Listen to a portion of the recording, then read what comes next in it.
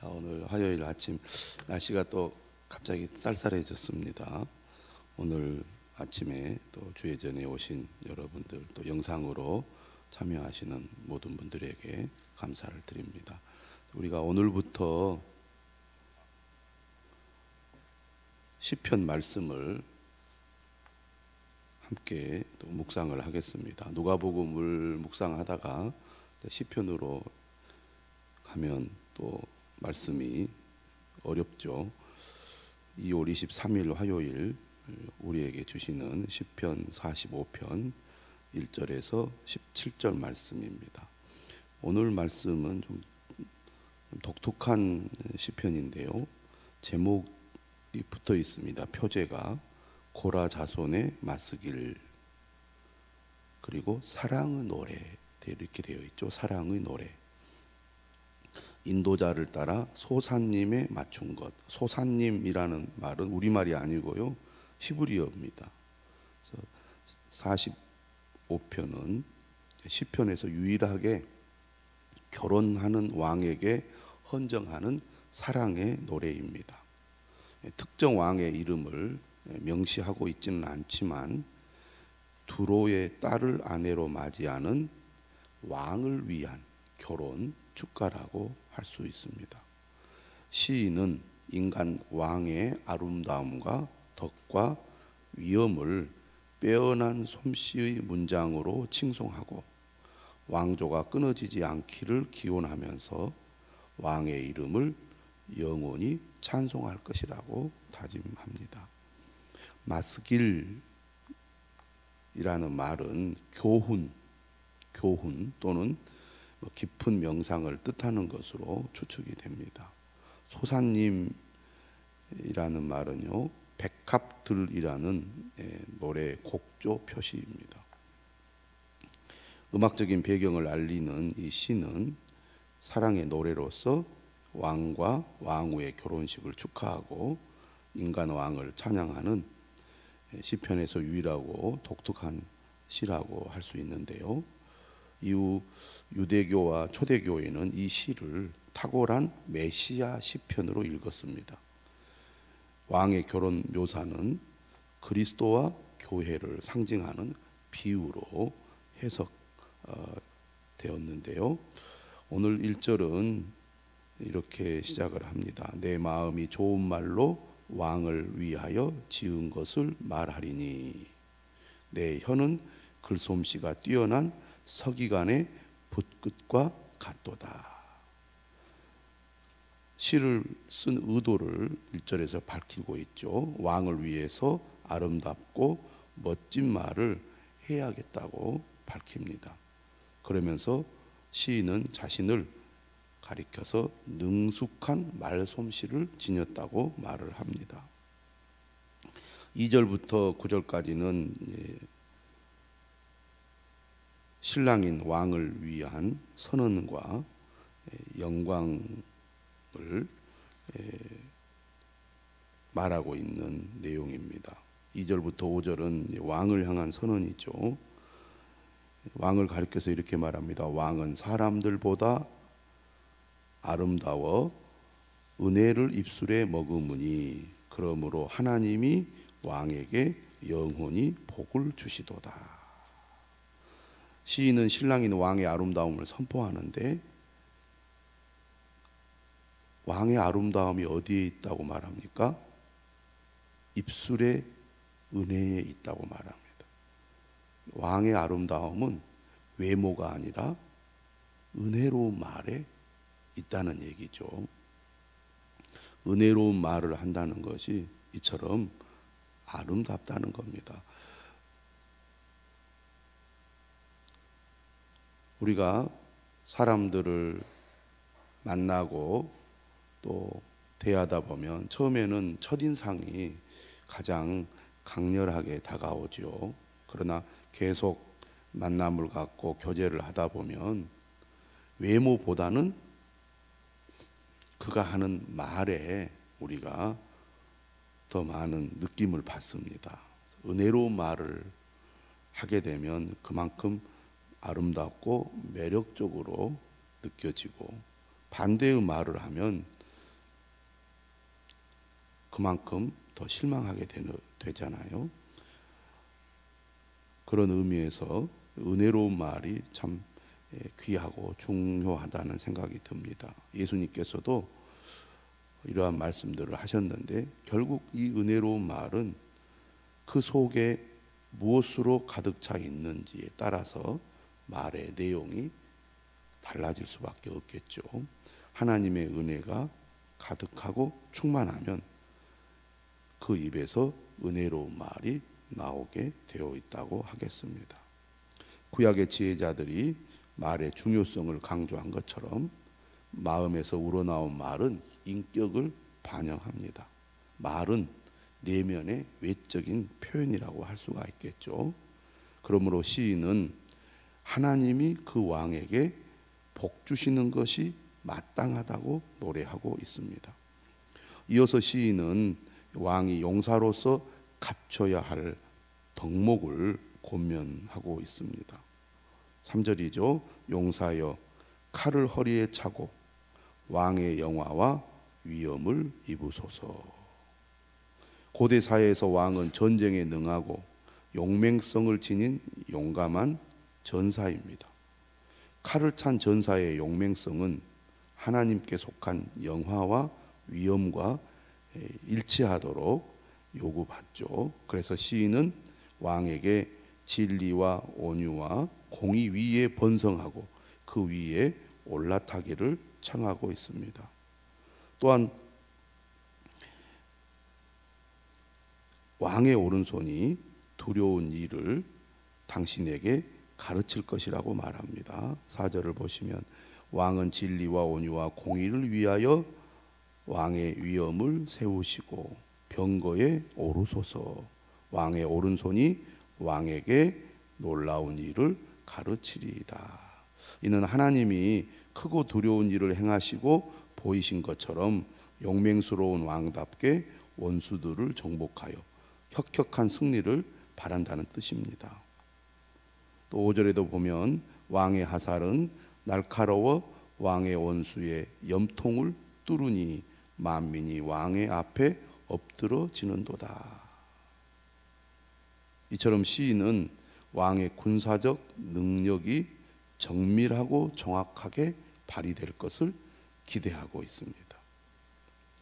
6절부터 9절까지는 왕의 영광에 대해서 말을 합니다. 하나님이여 왕을 높이고 왕에 대해서 축복의 말을 한 시인이 6절에서는 하나님을 찾고 있습니다. 하나님이여 주의 보좌는 영원하며 주의 나라의 규는 공평한 규이니이다.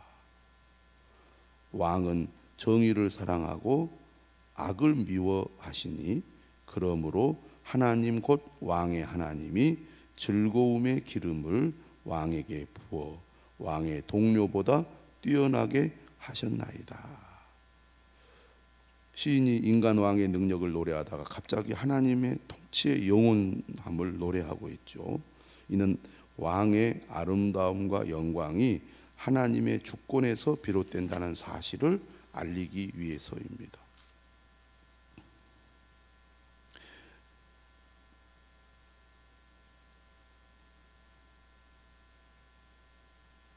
왕의 능력과 영광은 결국 하나님의 의해서 가능하게 된다는 것이고 하나님이 기초를 이루고 있다 이렇게 얘기할 수 있겠습니다.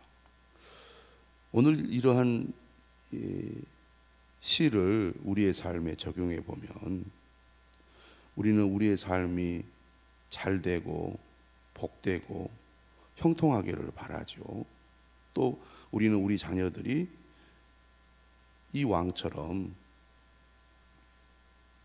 행복한 결혼을 하고 또 행복한 삶을 누리고 또 그에게 맡겨진 일을 충실하게 잘 감당하기를 바랍니다. 그런데 이런 모든 것들이 누구에게 달려 있느냐? 하나님께 달려 있다는 거죠. 집을 아무리 멋지게 잘 짓는다고 생각을 해보세요. 기초가 든든하지 않다면 그 집은 불안할 수밖에 없고 언제 그 집이 무너질지 알 수가 없습니다. 아무리 비싼 자재를 사용하고 또 뛰어난 디자인으로 고급스럽게 지었다 할지라도 기초가 불안정하면 금방 무너질 수밖에 없는 것입니다. 너무나 당연한 얘기를 제가 하고 있죠. 마찬가지로 우리의 삶도 그렇습니다. 우리가 아무리 능력이 있고 대단한 일을 하고 있다고 할지라도 또 우리 자녀들이 아무리 많은 능력과 또 노력을 한다고 할지라도 하나님이 든든하게 기초가 되어주지 못한다면 우리의 능력이나 우리의 노력이나 우리의 수고가 결코 우리에게 유익이 되지 못한다는 얘기죠. 하나님이여 주의 보좌는 영원하며 주의 나라의 규는 공평한 규이니이다. 시인이 결혼하는 왕을 축하하는 것도 왕이 하나님을 의지하고 있고 하나님의 말씀을 따라 살아가는 가운데 하나님께서 그에게 복을 주셨기 때문에 시인은 왕을 축하하고 왕의 결혼을 축복하고 있는 것입니다. 오늘 우리도 마찬가지죠. 하나님이 우리와 함께 계시고 우리를 늘 인도하시고 보호하시며 우리 또한 그 하나님을 의지하는 가운데 하나님의 말씀을 따라 살아갈 때 그것이 우리에게 복이 되고 또 우리 자녀에게 복이 된다는 것 우리가 꼭 기억해야 할 것입니다.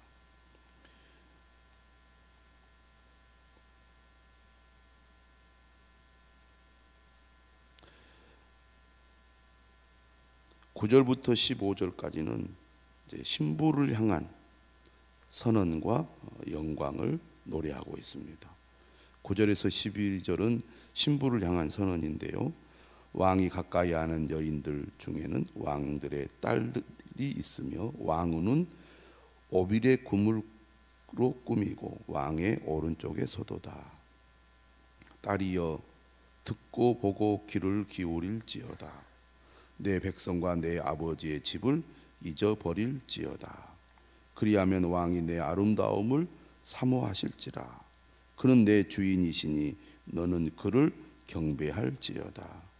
두로에 따른 예물을 드리고 백성 중 부한 자도 내 얼굴 보기를 원하리로다. 결혼식이 이제 시작이 되지요.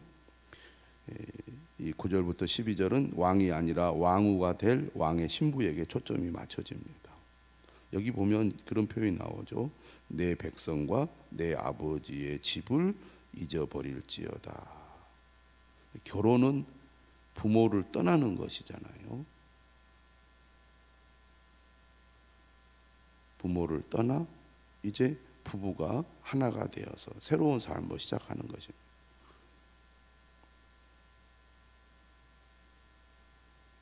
과거의 삶으로부터의 단절이 필요하다고 하겠습니다.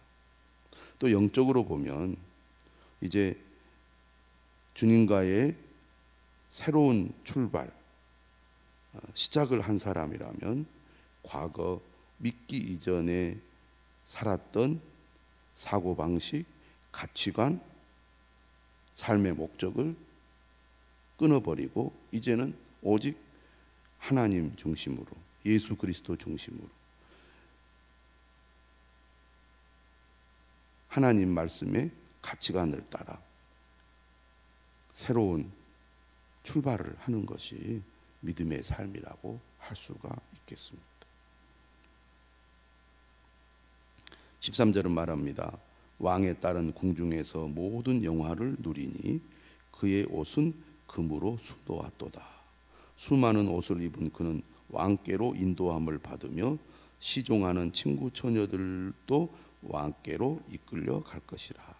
그들은 기쁨과 즐거움으로 인도함을 받고 왕궁에 들어가리로다. 왕의 아들들은 왕의 조상들을 계승할 것이라. 왕이 그들로 온 세계의 군왕을 삼으리로다. 내가 왕의 이름을 만세에 기억하게 하리니 그러므로 만민이 왕을 영원히 찬송하리로다. 오늘 본문 12절을 보면 신부는 두로의 딸입니다. 이방 여인이죠. 그런데 하나님의 백성의 왕에게 지금 시집을 간 거잖아요. 이전까지의 삶은 하나님이 없는, 하나님을 모르는 삶이었다면 왕을 통해서 이제 하나님을 믿고 하나님의 은혜 아래 거하는 삶으로 완전히 그의 삶이 변화가 되었습니다. 그러므로 말미암아 그의 삶은 이전과는 완전히 다른 삶이 시작이 된 것이죠. 하나님이 함께 하시고 하나님이 은혜 주시고 하나님이 도우시는 그러한 삶의 세계로 들어온 것 자체가 신부에게는 너무너무나 큰 복이라고 할 수가 있습니다. 그렇기 때문에 15절은 말하죠. 그들은 기쁨과 즐거움으로 인도함을 받고 왕궁에 들어가리로다. 왕의 아들들은 왕의 조상들을 계승할 것이라. 다시 말하면 다윗의 왕조는 하나님의 언약의 왕조잖아요. 하나님이 약속하시고 하나님이 보장하시는 왕조 아닙니까? 그러한 왕의 아내로 선택되었다는 것 자체가 큰 복이지요. 하나님의 약속의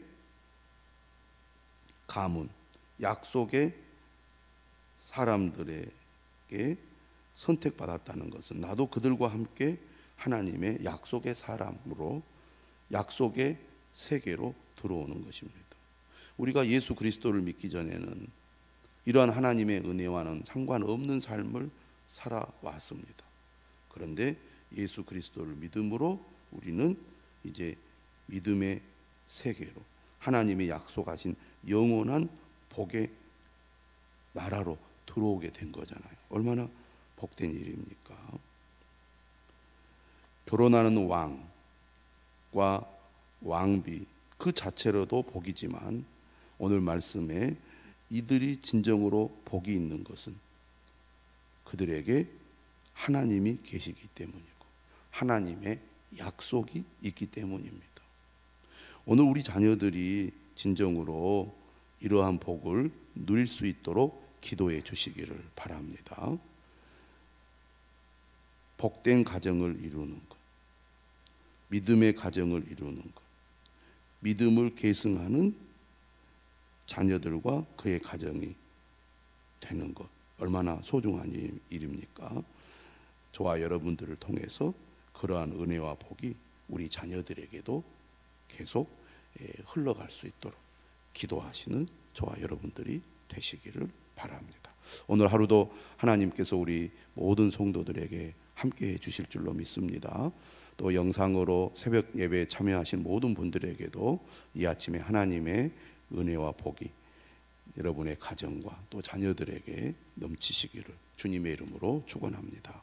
기도하겠습니다. 하나님 감사합니다.